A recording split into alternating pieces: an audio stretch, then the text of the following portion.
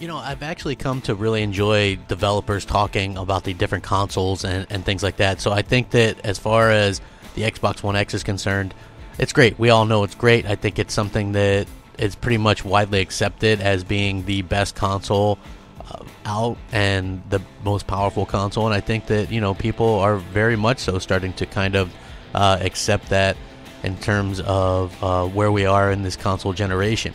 So when a developer was talking about the Xbox One X and Microsoft in general, I thought it'd be a good topic of discussion for a video. As you guys know, Black Desert Online is coming out exclusively for the Xbox One, and there's plenty of reasons for that, actually. They were actually asked, they said that they're less experienced with the console system, and they greatly value their partnership with Xbox, and they understand that Xbox, with their high level of enthusiastic support for marketing, they will be a great partner.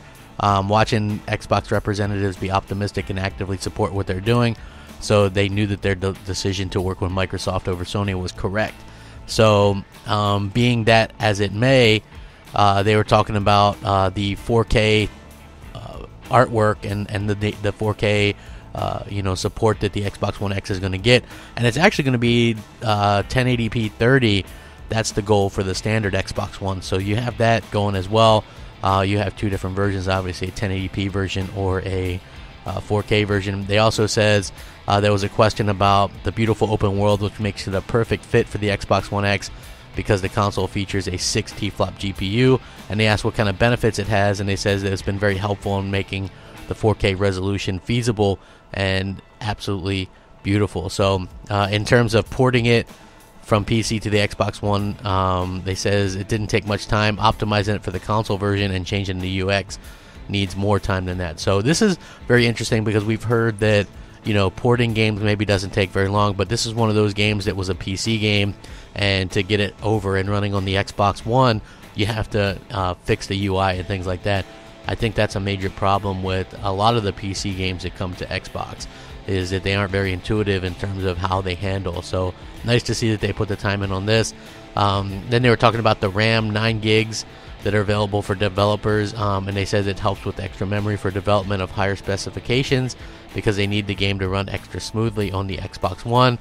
And also, this is really interesting as well, because Microsoft apparently is helping them understand the Xbox One X SDK so that the game is actually optimized far better on the console, and they said that they are actually helping them with all the technical support needed, and that they're very excited about that. So that's something that you really have to kind of take into account as well, is that Microsoft has been more than friendly and sending out people to help get the Xbox One X versions running best and looking at as good as they can, and I think that's incredibly important.